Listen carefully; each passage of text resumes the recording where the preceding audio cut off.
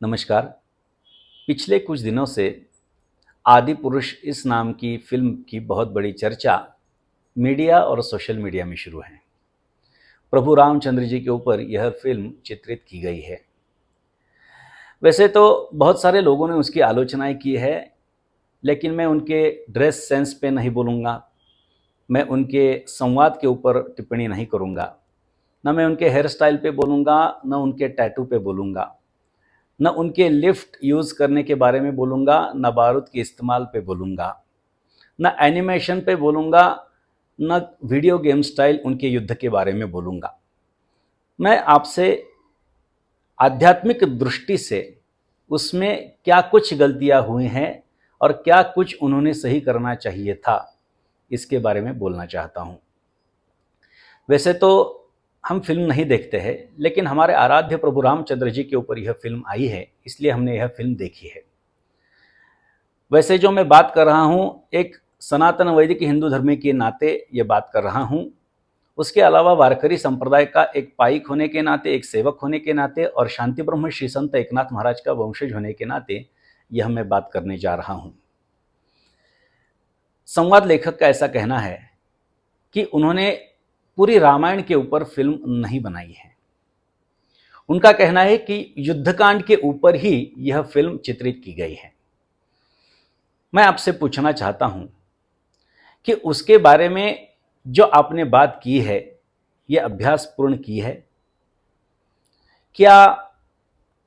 शूर्पणखा का विद्रूपीकरण, क्या सीता माता का हरण, जटायु रावण का युद्ध, उसके बाद शबरी का उद्धार, यह चीज़ें युद्धकांड में है?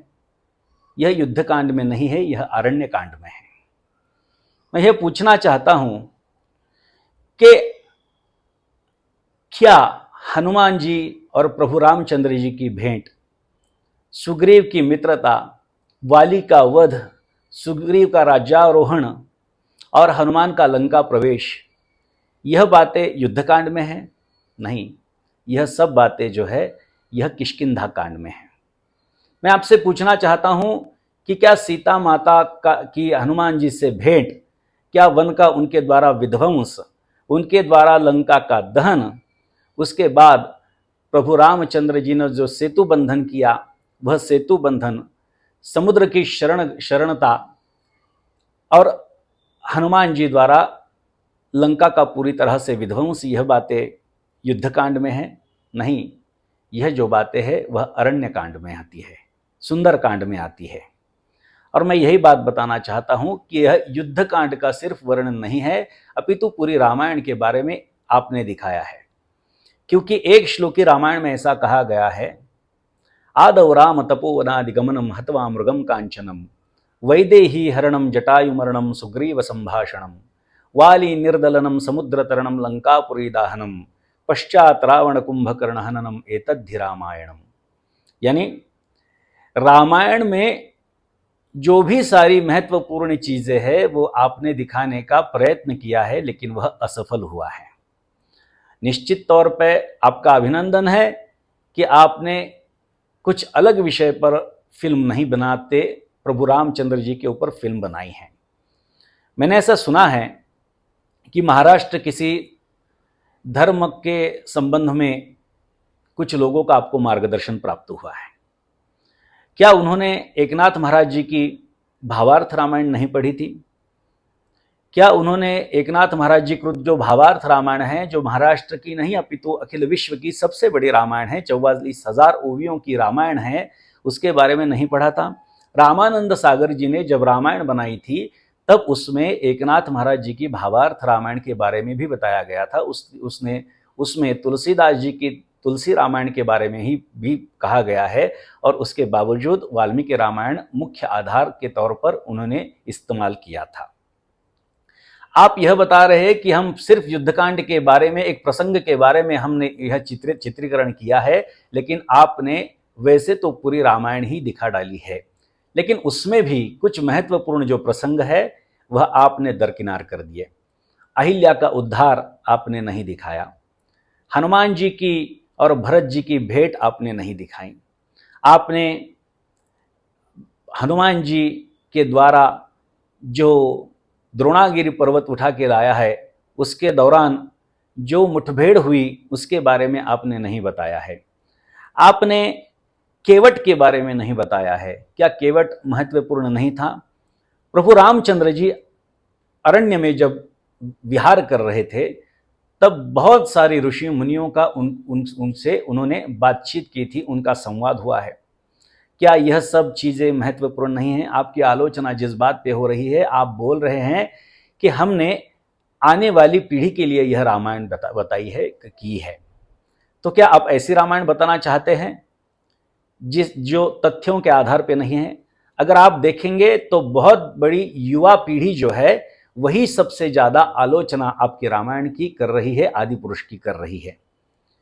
आपने फिल्म में जो सब बातें बताई हैं, अगर शुरुआत से देखा जाए तो आपने रावण का ब्रह्मदेव के प्रति श्रद्धा भाव प्रकट करना, उनका ध्यान करना, यह दिखाया है।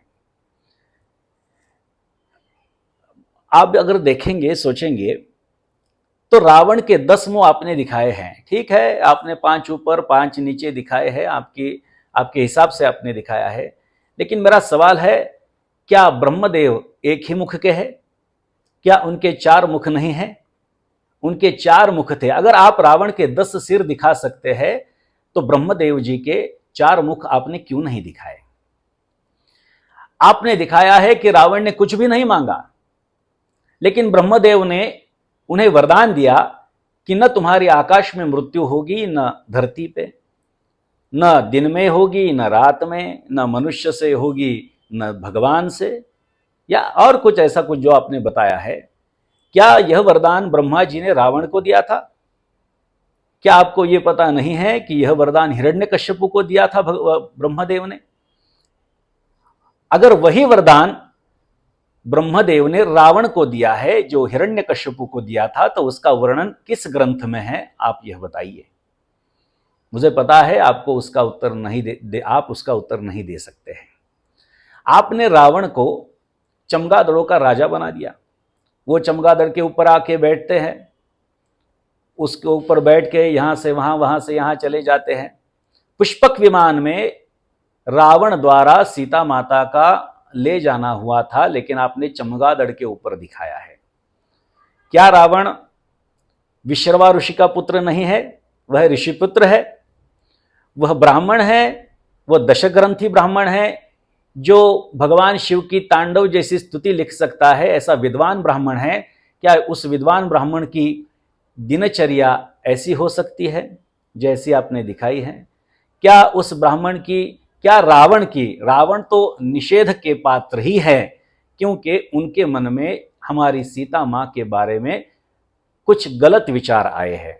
निश्चित वो निंदा पात्र है। अभिमान की वजह से और सीता माता के हरण की वजह से प्रभु रामचंद्र जी ने रावण को और उसकी सभी की सभी राक्षस गणों को संहारित किया है। रावण ने अभिमान धारण किया, इसलिए उसका अभिमान चूर करने के लिए प्रभु रामचंद्र जी ने रावण का संहार किया है। अति रूपेण वै सीता अति गर्वेण रावण अति दानाद बलिर्बद्धो अति सर्वत्र वर्जयेत, ऐसा चाणक्य जी ने कहा है। अति रूप की वजह से सीता का हरण हुआ, ऐसा उन्होंने कहा है, लेकिन अति गर्व के कारण ही रावण को प्रभु रामचंद्र जी ने समाप्त किया है। अगर देखा जाए तो एक एक चीज जो आपने की है उसके बारे में बहुत सारी गलतियां हम बता सकते हैं। चमगादड़ों को आदेश करते हैं रावण, वह रावण आदेश करता है कि जाओ युद्ध करो, तो सब चमगादड़ हजारों की तादाद में वहां पे आ जाते हैं। क्या ऐसा कुछ हुआ था? ऐसा किसी में वर्णन किया हुआ है? तो ऐसा किसी में भी वर्णन नहीं किया गया है। जब मेघनाथ द्वारा लक्ष्मण जी को शक्ति लगती है तब आपने दिखाया है कि हनुमान जी जड़ी बूटी लाते हैं। क्या वह जड़ी बूटी सुषेण नामक वैद्य ने नहीं दी है? क्या वो विभीषण की पत्नी ने दी है?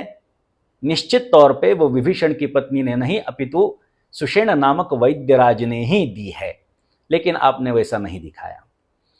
मैं आपसे पूछना चाहता हूं, क्या शबरी ने ऐसा बताया था कि आप सुग्रीव के यहाँ जाइए, उससे मित्रता कीजिए और उसके बाद रावण से आप सीता ले आ सकते हैं। ऐसी बात नहीं है। बहुत सारी ऐसी बातें हैं जिसको आपने दरकिनार कर दिया है। हनुमान जी के मुख में हमेशा प्रभु रामचंद्र जी का नाम रहता है, लेकिन हनुमान जी के मुख में आपने रामचंद्र जी का नाम नहीं बताया। एक मित्र के तौर पे हनुमान जी को आपने दिखाया है, एक मददकर्ता के हैसियत से आपने हनुमान जी को वहां पे दिखाया है। हनुमान जी के मुख में अखंड प्रभु श्री राम का नाम था। आपको ये पता होना चाहिए था कि हनुमान जी को प्रभु रामचंद्र से भी ज्यादा प्रभु रामचंद्र जी का नाम पसंद था। हनुमान जी एक बार बोलते हैं, राम त्वत्वधिकम नाम इति में निश्चला मति त्वएका तारिता अयोध्या नामना च भुवनत्रयम्। हे प्रभु राम, आप एक अयोध्या का उद्धार कर सकते हैं, लेकिन प्रभु रामचंद्र का नाम ये त्रिभुवन का उद्धार कर सकता है। श्री राम जय जय राम, यह नाम हनुमान जी के मुख में अखंड रहता है। लेकिन आपने वह नहीं दिखाया है। आपने युद्ध दिखाया। उस युद्ध में आपने बताया कि कैसे कैसे यह युद्ध हुआ। आपने दिखाने का प्रयास किया, लेकिन वो वीडियो गेम जैसा दिख रहा है।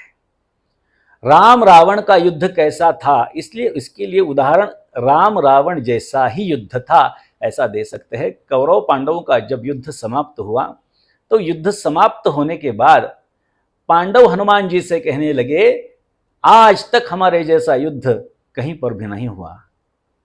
हनुमान जी बोले, अच्छा, कितने आदमी उसमें मारे गए थे? युधिष्ठिर ने बताया 18 अक्षौहिणी सैन्य उसमें मारा गया था, इतने लोग मारे गए थे। तो हनुमान जी ने वर्णन किया, आप अभिमान मत कीजिए, जो 18 अक्षौहिणी सैन्य आपके यहाँ पे मारे गए राम रावण युद्ध के दिन में, वह सिर्फ नगारे बजाने को 18 अक्षौहिणी सैन्य इस्तेमाल किया गया था। उसके अलावा लाखों की तादाद में वहां पे नरसंहार हुआ था, राक्षसों का वध हुआ था। लेकिन आपने यह नहीं दिखाया। प्रभु रामचंद्र जी जब सेतु बंधन के लिए जाते हैं, तब क्या वह रामेश्वर जी की स्थापना नहीं करते? क्या रामेश्वर जी का पूजन नहीं करते हैं? निश्चित तौर पे अगर हम देखें तो यह गलत बताया गया है। सीता माता का जब हरण हुआ, तो सीता माता का हरण होते हुए आपने ऐसा दिखाया कि राम लक्ष्मण और सीता यह गुफा में रहते हैं। क्या वह गुफा में रहते, ऐसा कहीं पे वर्णन है? जहां से सीता माता का अपहरण हुआ, वह स्थान क्या कोई गुफा थी? नहीं, वह महाराष्ट्र के नासिक जिले में पंचवटी स्थान से जहां पे कुटिया वो बांधी गई थी, उस कुटिया से रावण ने सीता माता का हरण किया था। लेकिन आपने गुफा दिखाई। ठीक है, क्या लक्ष्मण जी को प्रभु रामचंद्र शेष इस नाम से पुकारते थे? क्या हनुमान जी को सब बजरंग नाम से पुकारते थे? क्या प्रभु रामचंद्र जी को राघव इस नाम से पुकारते थे? यह कहीं भी लिखा नहीं है। हाँ, उनके नाम वह हो सकते हैं, एडिशनली यूज कर सकते हैं, लेकिन आपने उसका नाम ही वैसा कर दिया। इसलिए बहुत सारी बातें वैसे तो बताने के लायक है, लेकिन आपने प्रभु रामचंद्र जी के ऊपर फिल्म बनाई है, अच्छी बात है, लेकिन बहुत सारी गलतियां आपने करके रखी है। मैं पूरे बॉलीवुड को आह्वान करता हूं कि हमारे सनातन धर्म के ऊपर आप ज़रूर फिल्में बनाएं, लेकिन अध्ययन करके और आधारभूत ही आप उसके बारे में लिखें और उसके बारे में फिल्म बनाएं। आध्यात्मिक फिल्म कैसी नहीं होनी चाहिए, यह अगर देखना है तो मैं साफ तौर पे बताना चाहता हूं कि वो आदि पुरुष जैसी नहीं होनी चाहिए। बातें करने के लिए बहुत है, लेकिन फिलहाल यहीं पे रुकता हूं। सिनेमैटिक लिबर्टी की एक हद होती है, लेकिन वो हद, सारी हदें आपने पार कर दी है। इसलिए मैं आपके इस फिल्म का निषेध करता हूं और अगले आने वाले लोगों को बताता हूं कि फिल्म कैसी नहीं होनी चाहिए, तो आदि पुरुष जैसी नहीं होनी चाहिए। नमस्कार।